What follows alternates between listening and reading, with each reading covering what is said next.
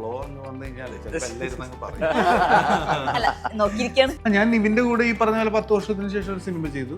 പിന്നെ ഞങ്ങൾ ചെയ്തല്ല ഹിറ്റാണെന്നുള്ളത് അപ്പൊ ഇനി വരുന്നത് അതുപോലെ തന്നെ ആയിരിക്കും. ഞാനതില് ഷർഫുക്കയുടെ ഒരു എൻട്രി എന്നൊക്കെ കണ്ടു. ഷർഫുക്ക് നല്ലൊരു ഡെവിളിഷ് സ്മൈൽ ഉണ്ട്. സിനിമയിൽ എന്റെ സീനെ കണ്ട് കരഞ്ഞിട്ട് എന്നെ വിളിക്കുക. അല്ല പിന്നല്ല, എനിക്ക് ഡബിള് തന്ന് അവിടെ എന്തേ കാണിച്ചാണ്. ടീം പ്രതിച്ഛായാണ് എനിക്കൊപ്പം ഉള്ളത്. വിഷ്ണു, ഷറഫുദ്ദീൻ ആൻഡ് വൈശാഖ്. വെൽക്കം. നമസ്കാരം. Thank you. പേടിക്കേണ്ട ഒരു വേർഡാണോ പ്രതിച്ഛായ? ഇമേജ് അല്ലേ, നമ്മളെ കുറിച്ചൊരു ഇമേജ് ഉണ്ടാവും. പേടിക്കേണ്ട ആവശ്യം.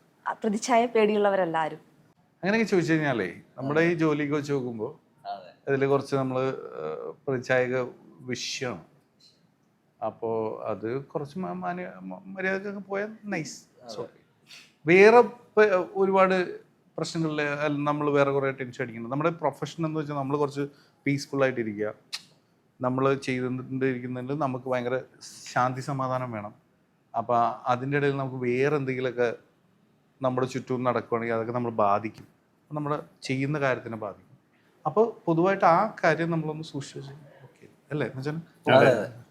ഇതിലെ പ്രതിച്ഛായ എന്നുള്ളത് ഏത് രീതിയിലാണ് വർക്ക് ചെയ്യുന്നത് ഈ ഒരു മൂവിക്കകത്ത്? ഒരു വ്യക്തിയുടെ ആണോ അതോ എന്താണ് ശരിക്കും വരുന്നത്? എനിക്ക് തോന്നുന്നു അതിന് കൃത്യമായി സിനിമ അതിൻ്റെ കാര്യം പറയുന്നുണ്ട്.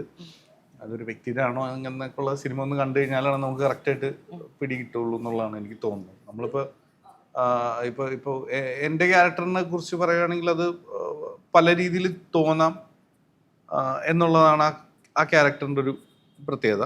അപ്പം ഇയാൾ പറയുന്നത് ന്യായമാണോ, ഇയാൾ പറയുന്നത് ന്യായമുണ്ടോ, ഇതാണല്ലോ ഇതിൻ്റെ ഒരു ചോദ്യം. അപ്പോൾ അങ്ങനെ എല്ലാ കഥാപാത്രത്തിലും അതിൻ്റെ ഒരു ഭാഗമുണ്ട്, ഒരു ഇമേജ് അല്ലെങ്കിൽ ഒരാളെ കുറിച്ചുള്ളൊരു എല്ലാവരുടെയും മനസ്സിൽ ഒരാളെ കുറിച്ചൊരു ബോധം ഉണ്ടാവില്ല. അതാണ്. ഓക്കെ. ഒരു പൊളിറ്റിക്കൽ ഡ്രാമ അങ്ങനെയാണോ പറയണ്ടേ? ഒരു ഫാമിലി ഡ്രാമ. ഫാമിലി ഡ്രാമയാണ്, പൊളിറ്റിക്സ് അല്ല. Political family drama. ഈ പറഞ്ഞ പോലെ ഈ ഇമേജുകൾക്ക് കോട്ടം തട്ടുമ്പോൾ എല്ലാവരുടെയും വീട്ടിലും രാഷ്ട്രീയക്കാരുടെയും സിനിമാക്കാരുടെയും എല്ലാവരും വീട്ടിലും ആൾക്കാരുണ്ടല്ലോ. അപ്പോൾ അതെല്ലാവരും ബാധിക്കുന്നുണ്ടല്ലോ. ആ ബാധിക്കലിനെ കുറിച്ചും കൂടി പറഞ്ഞു പോകുന്നു. അതെ, ഒരു ഈ പ്രതിച്ഛായ അല്ലെങ്കിൽ ഒരു പെർസെപ്ഷൻ എന്ന് പറയുന്നത് ഇപ്പം പൊളിറ്റിക്സിലാണെങ്കിലും പവറിലാണെങ്കിലും പേഴ്സണൽ റിലേഷൻഷിപ്സിലാണെങ്കിലും എഫക്റ്റ് ചെയ്യും നമ്മളെ. അപ്പോൾ അതെല്ലാം ഇങ്ങനെ തൊട്ട് തലോടി പോകുന്നൊരു സ്റ്റോറിയാണ്. ഓക്കെ. ഞാനതിൽ ഷർഫുക്കയുടെ ഒരു എൻട്രി എന്നൊക്കെ കണ്ടു. ഷർഫുക്ക് നല്ലൊരു ഡെവിളിഷ് സ്മൈൽ ഉണ്ട്. ഉണ്ട്. അത് നന്നായി വർക്ക് ചെയ്യുന്ന ഒരു വ്യക്തിയാണ്. അതായത് അല്ല കേട്ടോ, ഇപ്പൊ അല്ല ശരിക്കും എനിക്ക് തോന്നി. കാരണം വെച്ചാൽ ഭയങ്കര ക്രൂക്കഡായിട്ട് ഉള്ളൊരു വ്യക്തി, പക്ഷെ പുറമേക്ക് ഒരു ചിരിക്കുന്ന ഒരു സംഭവം ഉണ്ടല്ലോ, അത് നന്നായിട്ട് കറക്റ്റ് ആയിട്ട് കിട്ടിയിട്ടുണ്ടായിരുന്നു. ആ ക്യാരക്ടർ അങ്ങനത്തെ ഒരു സംഭവം ആണോ? ലൈക്ക് ഉള്ളിലൊരു അയാള് വേറെന്തോ കാര്യത്തിൽ ചിരിച്ചാണ് മൊത്തത്തിൽ ആ സമയത്ത് മ്യൂസിക് ഒക്കെ വെച്ചിട്ട് നിങ്ങൾക്ക് അത് ഡെവിളായിട്ടൊക്കെ തോന്നുന്നു. സിനിമയിൽ എന്റെ സീനെ കണ്ട് കരഞ്ഞിട്ട് എന്നെ വിളിക്കുക കേട്ടോ. അല്ല പിന്നല്ല, എന്നിട്ട് ഡെവിളെന്നൊക്കെ വിളിക്കുന്നതിൽ ഞാനങ്ങനെ എടുത്തിട്ടുള്ളൂ. അതൊരു കോംപ്ലിമെന്റ് ആയിട്ട് എടുക്കുക. കാരണം വെച്ചാല് ഭയങ്കര വൃത്തിക്കത് ചെയ്തിട്ടുണ്ട് എന്നുള്ളതുകൊണ്ടാണ് നമ്മളത് പറഞ്ഞത്. വിഷ്ണു ഒരു മസ്തിഷ്ക മരണത്തിൽ നിന്ന് വേറെ ടൈപ്പ് ഓഫ് ക്യാരക്ടർ തന്നെ ആയിരിക്കുന്നു. അതിൽ പൂണ്ട് വിളയാടിയിട്ടുണ്ട്. കോട്ട് സീനൊക്കെ എന്താ കാണിക്കുന്നുണ്ട്?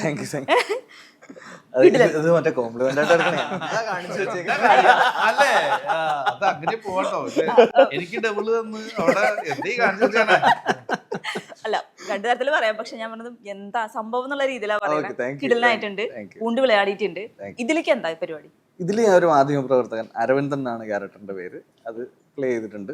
അപ്പം ഡെഫിനറ്റ്ലി പൊളിറ്റിക്കൽ ബാക്ക്ഡ്രോപ്പുകൾ വരുന്ന സിനിമകളിൽ മാധ്യമങ്ങളാണെങ്കിലും അതെല്ലാം ഞാൻ പറഞ്ഞ വെച്ചാൽ അത്തരം ചേരുവകൾ ഉറപ്പായിട്ടും ഒഴിവാക്കാനാവില്ലല്ലോ. അപ്പോൾ ആ സ്ട്രീമിൽ നിൽക്കുന്ന ഇതിൽ ഒരു മാധ്യമ പ്രവർത്തകനാണ് ഞാൻ പ്ലേ ചെയ്തിരിക്കുന്നത്. കുറച്ച് പോർഷൻസേ ഉള്ളൂ. ഞാൻ ബാലേന്ദ്ര മേനോൻ സാറിനോടും നിവിൻ ഞങ്ങൾ അങ്ങനെയൊക്കെ കുറച്ച് പോർഷൻസ് ആണ് പ്ലേ ചെയ്തേക്കുന്നത്. ഞാൻ ഭയങ്കര എൻജോയ് ചെയ്തു. ഇനി ആളുകൾ കണ്ടിട്ട് പറയട്ടെ. ഇദ്ദേഹത്തിലേക്ക് വരികയാണെന്നുണ്ടെങ്കിൽ ഒരു പോലീസ് ലുക്ക് ഉള്ളൊരു വ്യക്തിയായിട്ടാണ് എനിക്ക് തോന്നിയിട്ടുള്ളത്. അത് നമ്മുടെ ഇതിലെ ക്യാരക്ടർ, പക്ഷെ നല്ലൊരു പോലീസ് ലുക്ക് നമ്മുടെ സിനിമയിൽ പൊള്ളി ലുക്കാണ്. ചിരിയുണ്ടോ? എനിക്ക് എന്താ സംഭവം പറയാൻ പറ്റുമോ എന്തെങ്കിലും? ഇയാളൊരു ഓന്തിനെ പോലുള്ള ഒരാളാണ്. ഇത് ഞാൻ കോംപ്ലിമെന്റ് ചെയ്യേണ്ടി വന്നില്ല. ആയിക്കോട്ടെ. പടം കഴിഞ്ഞിട്ട് പുള്ളിക്കാരി പറയേണ്ട എനിക്കത് കാര്യം പിടികിട്ടിയിട്ടില്ല, അതുകൊണ്ടാണ്. അല്ലെങ്കിൽ ഞാൻ വിളിച്ചാലോ തോന്നുന്നു. ഓക്കെ, ശരി, ഞാൻ ശ്രദ്ധിച്ചിട്ടുണ്ടാവില്ല. അയാള് സാഹചര്യം അനുസരിച്ച് എങ്ങനെ പെരുമാറണം, എന്ത് ഇമേജ് ഉണ്ടാക്കിയെടുക്കണം എന്നൊക്കെ വിശ്വസിക്കുന്നതും, എന്നാൽ അതിൽ ഡെല്യൂഷണലൊന്നുമല്ല. പുള്ളി എന്തിനാണ് ഇവിടെ നിൽക്കുന്നതെന്നൊക്കെ പുള്ളിക്ക് വ്യക്തമായ ഒരു ധാരണ ഉണ്ട്. അപ്പം ഷറഫിന്റെ കൂടെ ഉള്ളൊരു ഒരു പവർ ബ്രോക്കറൊക്കെ പോലുള്ള ഒരു ക്യാരക്ടർ. ഈ സിനിമയിലെ മറ്റൊരു സന്തോഷം എന്ന് പറയുന്നത് ബാലചന്ദ്ര മേനോൻ സാർ ഒരുപാട് വർഷങ്ങൾക്ക് ശേഷം ചെയ്യുന്ന ഒരു ഫിലിം കൂടിയിട്ടായിരുന്നു. അദ്ദേഹത്തിന്റെ ഒരു ക്യാരക്ടർ ഇതിൽ എത്രത്തോളം ഒരു ഇമ്പാക്ട് കൊണ്ടുവരുന്ന ഒരു കഥാപാത്രമായിരിക്കും? ഇതാണ് കോമ്പിനേഷൻ ഉള്ളത് വിഷ്ണുവിനാണ്. പക്ഷെ എനിക്ക് തോന്നുന്നു ഈ സിനിമയിലെ മെയിൻ കഥാപാത്രം എന്ന് പറയുന്നത് ഇപ്പൊ നിവിന്റെ പോലെ തന്നെ ഉള്ള ഒരു ശക്തമായ കഥാപാത്രമാണ്. സെൻട്രൽ ക്യാരക്ടർ എന്ന് തന്നെ പറയാവുന്ന ഒരു കഥാപാത്രം. ഓക്കെ, ഇന്നത്തെ ഒരു നമ്മുടെ പൊളിറ്റിക്കൽ സിനാരിയോ എത്രത്തോളം ഈ സിനിമയിൽ ബാധിക്കുന്നുണ്ട്? സിനിമയെ ബാധിക്കുന്നത് ഈ സിനിമയിൽ എത്രത്തോളം പറഞ്ഞു പോകുന്നുണ്ട് ഈ സിനിമയിൽ അതാണ് നമുക്ക് പരിചയമുള്ള രാഷ്ട്രീയത്തിന്റെ നമ്മൾ കേട്ടിട്ടുള്ള പല കാര്യങ്ങളും നമ്മൾ അതിൽ സംസാരിക്കുന്നുണ്ട്. അതില് എന്താ പറയാ, ചിലത് അതാ അത്രയേ ഉള്ളൂ. ആ ഫ്ലോ അങ്ങ് വന്നു കഴിഞ്ഞാല് ചിലപ്പോ എല്ലാവരും അങ്ങ് പറയും. അതെ അതെ അതെ. അല്ല, നമ്മൾ ഇവിടുന്ന് ഒരു പൊളിറ്റിക്കൽ അല്ലെങ്കിൽ പേഴ്സണൽ ഡ്രാമ ഫിലിംസ് ഒക്കെ ചെയ്യുമ്പോൾ ഇവിടെ ഉള്ള കാര്യങ്ങളൊക്കെ അല്ലേ എഴുതാനും ബാക്കിയുള്ള കാര്യങ്ങളൊക്കെ പറ്റും. ഭയങ്കര ഉട്ടോപ്യനായിട്ട് എന്തെങ്കിലും എഴുതി നിങ്ങളുടെ മുമ്പിൽ കാണിച്ചാൽ നിങ്ങൾ ചോദിക്കത്തില്ല ഇത് എവിടെ നടക്കുന്നതാണ്. അതുപോലെ കാണുമ്പോൾ അങ്ങനെ നിങ്ങൾക്ക് പല സാമ്യങ്ങളോ ഒക്കെ നിങ്ങൾക്ക് പലർക്കും പലതായിട്ട് തോന്നാം. ബട്ട് കുറച്ചും കൂടെ ഫാമിലി ഇമോഷൻസ് ഭയങ്കരമായി കോൺസെൻട്രേറ്റ് ചെയ്യുന്ന സിനിമയാണ്. എന്നാൽ പൊളിറ്റിക്കൽ സ്പേസും പറഞ്ഞു പോകുന്നത്. അതാണ് പരിപാടി. ഇപ്പം ഇലക്ഷനൊക്കെ എടുത്തുകൊണ്ടിരിക്കുകയാണ്. അപ്പൊ ഈ ഒരു സിറ്റുവേഷനിൽ ഈ സിനിമ ഏത് രീതിയിലാവും ചർച്ച ചെയ്യപ്പെടുന്നുണ്ടാവുക? തീർച്ചയായും രാഷ്ട്രീയ സിനിമ എന്നുള്ള രീതിയിൽ തന്നെ ഇത് ചർച്ച ചെയ്യപ്പെടും. ഇതിൻ്റെ ഒരു ഏത് രാഷ്ട്രീയ ഭാഗത്താണ് നിൽക്കുന്നതെന്ന് പറയാൻ പറ്റില്ല. സിനിമ അങ്ങനെ എലക്ഷൻ ആയിട്ട് വന്നല്ലേ, സിനിമ ഷൂട്ട് ചെയ്തു, എൻ്റെ വർക്കൊക്കെ കഴിഞ്ഞ് ഇപ്പോൾ റിലീസ് ചെയ്യുന്നു. ഇലക്ഷന് വേണ്ടി സ്പെഷ്യലി ഡിസൈൻഡ് അല്ല. അപ്പോൾ പക്ഷെ ഇതൊരു പറയേണ്ട സിനിമയായിട്ട് കൂടി തോന്നുന്നു. കാരണം ഉണ്ണിസാറിനെ പോലെ ഒരാളത് ചെയ്യുന്നുണ്ടെങ്കിൽ അത് ഇത് പറയപ്പെടേണ്ടതാണെന്ന് കുറേ പേരുടെ ചിന്തയിലുണ്ട്. അപ്പോൾ അത് പറയുന്നത് നല്ലതായിരിക്കും. അതിങ്ങനെ ഒരു സിനിമയിൽ കൂടെ തന്നെ പറയട്ടെ, അത് നല്ലൊരു കാര്യമാണ്. ഇപ്പൊ പറഞ്ഞല്ലോ, ഏതെങ്കിലും ഒരു പൊളിറ്റിക്കൽ പാർട്ടിനെ ആയിരിക്കില്ല, ചിലപ്പം സപ്പോർട്ടിങ് ആയിരിക്കാം, അല്ലെങ്കിൽ വേറെ രീതിയിലായിരിക്കാം. പക്ഷെ ആ രീതിയിൽ വരുമ്പോൾ സ്വാഭാവികമായിട്ടും വരുന്ന കുറേ വിമർശനങ്ങളും എതിർപ്പുകളും മറ്റും ഉണ്ടാവുമായിരിക്കും. അപ്പോൾ അതിനെ നമ്മൾ എങ്ങനെയാണ് ഡീൽ ചെയ്യേണ്ടത്? ലൈക്ക് എതിർപ്പുകൾ വരിക എന്ന് പറയുന്നത് ഈ എന്താ പറയാ, അവിടെയും ഒരു കാര്യം വെച്ച് കഴിഞ്ഞാല് എലക്ഷൻ ആയതുകൊണ്ടൊക്കെ ചിലപ്പോൾ എന്തെങ്കിലുമൊക്കെ വന്നത് അല്ലാതെ വേറെ രീതിയിൽ നോക്കുകയാണെങ്കിൽ അങ്ങനെ എതിർപ്പ് വരാൻ സാധ്യതയില്ല. സിനിമ ഇറങ്ങിയാൽ അത് ക്ലാരിഫൈഡ് ആവും തോന്നുന്നു. ഒരു സ്പെസിഫിക് ഇലക്ടോറൽ പൊളിറ്റിക്സിനെ ബാക്ക് ചെയ്യുന്നതിന് പകരം ആ പൊളിറ്റിക്കൽ കോണ്ടെക്സ്റ്റിൽ വരുന്ന 3-4 കാര്യങ്ങൾ പറഞ്ഞു പോകുന്ന അങ്ങനെയാണ് സിനിമ വരുന്നതാണ്. ഓക്കെ, അല്ലാണ്ട് ഇപ്പോഴത്തെ നമ്മളുടെ ഒരു കറണ്ട് സിറ്റുവേഷനിൽ ഒരു ഇമ്പാക്ട് പ്രശ്നമൊന്നുമില്ലോ, നല്ലതല്ലേ? അല്ല, അങ്ങനെയല്ല ഞാൻ ചോദിക്കുന്നത്. ഇപ്പൊ ഉള്ള ഏത് സിറ്റുവേഷൻ ആയാലും ശരി, അതിന് ഇമ്പാക്ട് കൊടുക്കുന്നതോ അല്ലെങ്കിൽ അതിനെ ബാധിക്കുന്ന രീതിയിലായിട്ടുള്ളതല്ല ഒരു മൂവിയാ, അങ്ങനെയല്ല.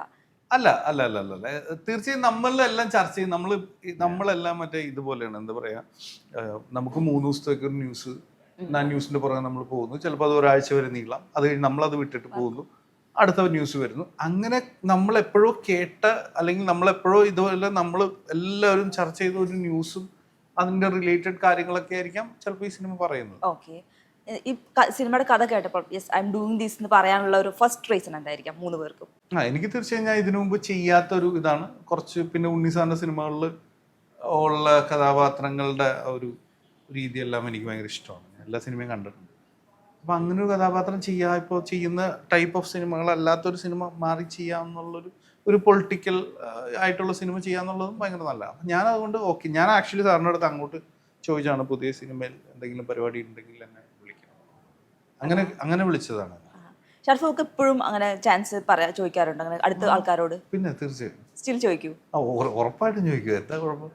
നമ്മളൊരു ഘട്ടം കഴിഞ്ഞ് കഴിഞ്ഞാൽ ആ ചാൻസ് ചോദിക്കുന്നത് കുറയ്ക്കുന്ന ആൾക്കാരാണ് നമ്മൾ കണ്ടിട്ടുള്ളത്. ഇല്ല, എന്താണെന്നറിയാം, നമ്മുടെ അടുത്ത് ഇപ്പോൾ ഒരുപാട് പേര് കഥ പറയാനും നമുക്ക് റെഡി ആയിട്ട് കുറേ സിനിമകളും എല്ലാം ഒക്കെ ഉണ്ടാവും. പക്ഷെ നമ്മൾ ചിലപ്പോഴൊക്കെ നമുക്ക് തോന്നും ഇന്ന ആളുടെ സിനിമയിൽ എന്തെങ്കിലും ചെയ്താലോ എന്നൊക്കെ പറയുന്ന അങ്ങനത്തെ ഒരു തോന്നലൊക്കെ ഉണ്ടാവും. അപ്പോൾ അതുകൊണ്ട് അതിനൊരു മടി വന്നാൽ അത് മോശമായിരിക്കും. എനിക്ക് തോന്നുന്നു ഇപ്പോഴും നമുക്കൊക്കെ ഇപ്പോഴും അങ്ങനെയൊക്കെ ചോദിക്കുന്ന ആൾക്കാരിൽ പെട്ട ആൾക്കാരെന്ന് നമ്മൾ കേട്ടിട്ടുണ്ട്. അപ്പൊ പിന്നെ അതിനെന്താ കുഴപ്പം? അത്രയും വലിയ ആൾക്കാരൊക്കെ അങ്ങനെ സിനിമകൾ പ്ലാൻ ചെയ്യും, നമുക്ക് എന്തെങ്കിലുമൊക്കെ നല്ല ക്യാരക്ടർ കിട്ടാൻ വേണ്ടി. അതെ. ഓക്കെ, വിഷ്ണു ആണെങ്കിലോ, വിഷ്ണു ഈ പറഞ്ഞ പോലെ ഈ ഒരു സിനിമയിൽ ഇന്നാവാനുള്ള ഒരു മെയിൻ റീസൺ എന്തായിരിക്കും?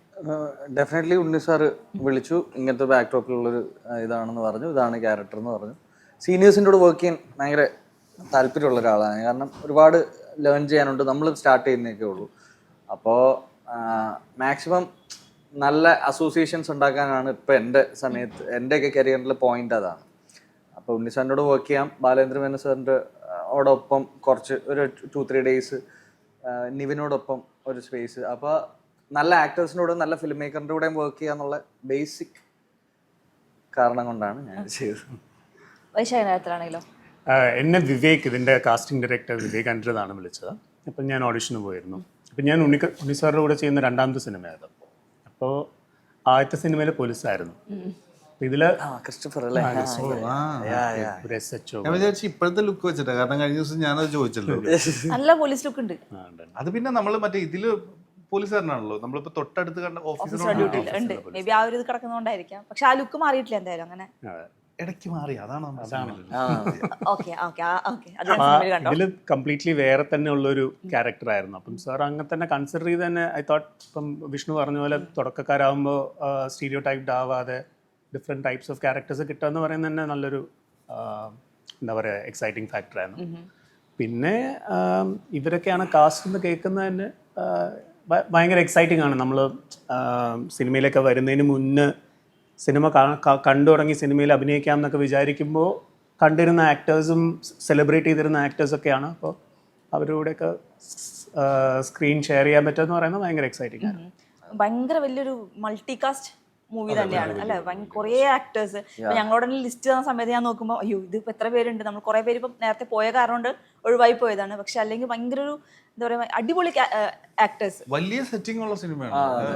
ട്രിവാൻഡ്രത്തൊക്കെ ഷൂട്ട് ചെയ്ത കഥ ഭയങ്കര, നമ്മളില്ലായിരുന്നെങ്കിലും 6000 ജൂനിയർ ആർട്ടിസ്റ്റ് വെച്ച് ട്രിവാൻഡ്രം സിറ്റിയിൽ സെക്രട്ടേറിയറ്റിന്റെ ചുറ്റും ഷൂട്ട് ചെയ്യുക. അത് ഉണ്ണിസാർ മാത്രമല്ല, ഉണ്ണിസാറിന്റെ സുഹൃത്തുക്കൾ, ഉണ്ണിസാറിന്റെ കൂടെ വർക്ക് ചെയ്തവർ, അസിസ്റ്റൻസ് എല്ലാവരൊക്കെ പല ഇതായിട്ടൊക്കെ സപ്പോർട്ട് ചെയ്ത ഭയങ്കര വലിയ 1 day ഷൂട്ടോ 2 days ഭയങ്കര ഷൂട്ട്.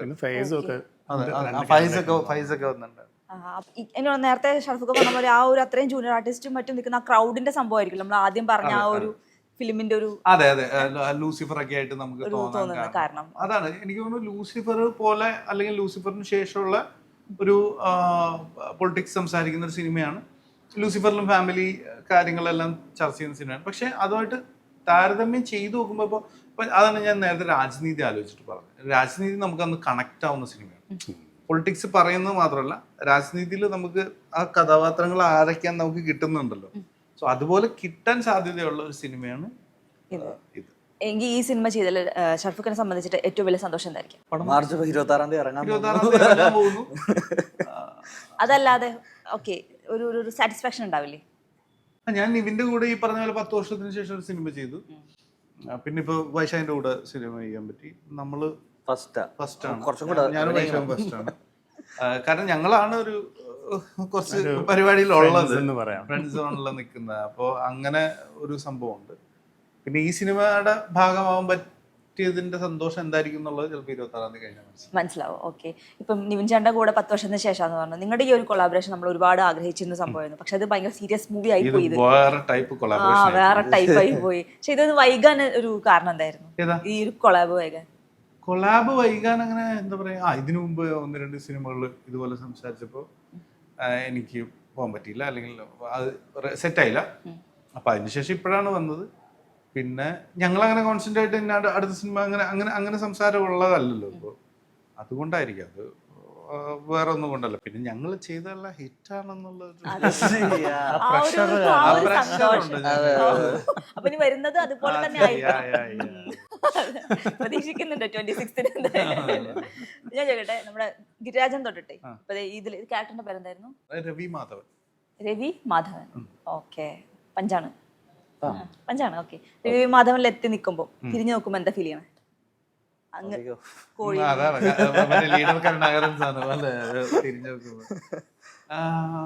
ഹാപ്പിയാണ് ആക്ച്വലി. ഞാൻ ഞാൻ പലപ്പോഴും ഇതിനു മുമ്പ് പറഞ്ഞിട്ടുണ്ട്, ഞാൻ ഒരു കമ്പനി ആർട്ടിസ്റ്റൊക്കെ ആയിട്ടായിരിക്കും നിൽക്കുക. ഞാൻ ഭയങ്കര ഇതായിട്ട് ചാൻസ് ചോദിക്കുന്ന ഒരാളെ അങ്ങനെ അല്ലായിരുന്നു ഞാൻ. അപ്പോൾ ഇപ്പോൾ ഞാൻ കഴിഞ്ഞ ദിവസം ബാസി എടുത്ത് പറയായിരുന്നു വെച്ചാൽ, ബാസി പ്രണയത്തിൽ ചെയ്ത കഥാപാത്രത്തിന്റെ ഓഡിഷന് വേണ്ടി ഞാൻ പോയിട്ടുണ്ട്. അപ്പം ലൈക്ക് എന്താ പറയാ, അപ്പൊ ബാസിക്ക് അത് ഭയങ്കര അനുഭവമായിരിക്കില്ല, കാരണം ഞങ്ങളിപ്പോൾ ഒരുമിച്ച് സിനിമയെ. അപ്പോൾ അങ്ങനെ കുറച്ച് ഓഡീഷനൊക്കെ പോയിട്ടുണ്ടെന്നല്ല, ഭയങ്കര അഗ്രസീവായിട്ട് ഇതിൽ നോക്കില്ല. അപ്പൊ കൂട്ടുകാരൊക്കെ കൂടെ അഭിനയിച്ചു. ഇനിയിപ്പോൾ അവിടെ നിന്ന് തന്നെ ഇപ്പോൾ ജൂഡ്, അൽത്താഫ്, അൽഫോൺസ്, മുസിൻ എന്നൊക്കെ പറഞ്ഞ് നമ്മൾ കുറച്ച് സുഹൃത്തുക്കളൊക്കെ ഉണ്ട്. അവിടെ നിന്നൊക്കെ തന്നെ കമ്പനി ആർട്ടിസ്റ്റായിട്ട് നിൽക്കും. നമ്മൾ ചില സിനിമകളിൽ കാണുന്ന അങ്ങനത്തെ കമ്പനി ആക്ടേഴ്സ് ഇല്ല, അതുപോലെ ആയിരിക്കും എന്ന് വിചാരിച്ചു. പക്ഷേ ഈ പറഞ്ഞ പ്രേമത്തിന് ശേഷം അങ്ങനെ വന്നു, പിന്നെ വീണ്ടും സിനിമകൾ ചെയ്തു, അതൊക്കെ ഓക്കായി. പിന്നെ എനിക്ക് തോന്നി ആ കൊള്ളാലോ, ഞാൻ സാധനം കിട്ടി. അപ്പൊ ഞാൻ ശരിക്കും ഒന്ന് ആഗ്രഹിച്ച പോലെയൊക്കെ ഒന്ന് ട്രൈ ചെയ്തു, അതൊക്കെ കുഴപ്പമില്ലാതെ വന്നു. അപ്പൊ എനിക്ക് തോന്നുന്നു ഓക്കെയാണ്, ഹാപ്പിയാണ്. ഒരു ഇത് ഭയങ്കര ബ്ലസ്ഡ് ആയിട്ടുള്ള ഒരു സ്പേസ് അല്ല നമുക്ക്. ഇങ്ങനെ ഒരു സ്പേസിൽ വന്ന് നിൽക്കാൻ പറ്റുക എന്ന് പറഞ്ഞാൽ ഭയങ്കര അനുഗ്രഹം. മണിപ്പിള്ള രാജചേട്ടൻ കഴിഞ്ഞ ഇന്റർവ്യൂവിൽ പറഞ്ഞത്, അടുത്ത ജന്മത്തിൽ സിനിമ നടനായാൽ മതി. അതാണ് അടുത്ത അതാണ്. ഓക്കെ.